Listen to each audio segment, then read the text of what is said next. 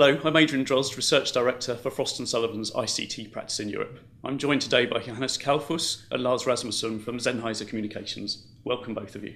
Thank you. Sennheiser Communications is today presented with the Frost & Sullivan 2012 Award for the most innovative enterprise communications product in Europe.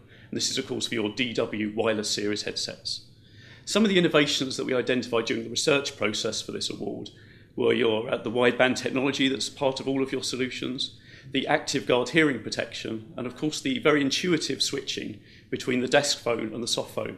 So which of these innovations do you think you're most proud of and why? I would say that our wideband technology solution that we have built in the DW wireless is my favorite because it really provides the user the best sound that is available in the line that is coming through. So practically saying, so whatever there is a wideband sound or is a narrowband sound from a landline, we're providing the user automatically the right sound.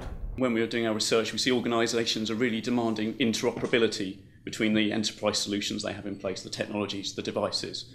The voice element of UC as well is getting bigger and bigger all the time. And we really see this as it must be a very big opportunity for Sennheiser Communications. And firstly, how do you see that UC trend? Secondly, how do you seek to harness it? What UC is basically doing to the headset market is that it's changing what we call the attachment rate. So today in a traditional enterprise, we have attachment rates of roughly 5% with normal desk phones. So if you go into an enterprise, 5% of these desk phones will have a headset connected to it. With UC, that attachment rate goes up dramatically and goes into the 50+% attachment rate areas.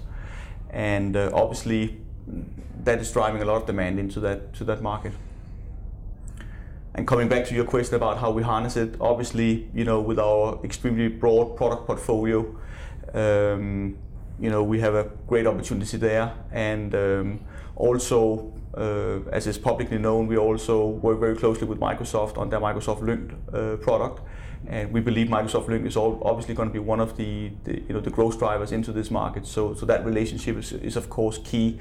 So we see huge differences even within European countries in terms of the propensity of office users to use headsets. So in Denmark, for example, where you're based, we see a very strong uptake and a very strong propensity for users to be using a headset in the office environment. Why do you think that is? Actually, that's an interesting question, and I think it starts originally when you look back in the call centers. They were the first one using headsets. They're working in very noisy environments because there are a lot of people in a small room, and they need noise-canceling microphones near to their mouths to be able to have decent conversations with their opposite side. And in the beginning of the 90s, there was a trend in the Nordic countries that companies start to work in open office environments, big spaces. And Oticon was actually one of the first ones doing that in Denmark, kind of pioneer there. And suddenly these office workers were in the same situation as call center workers. They had to talk in the phone, and they were disturbing each other. So they started using headsets. And by doing this, they also found out it's actually great for your shoulders, great for the health. It's more efficient. You have your hands free, you can do things while you were talking. So for the managers, it was an easy investment decision. We go for headsets. So that's why I think in the Nordic countries it's such a high adoption rate since many years.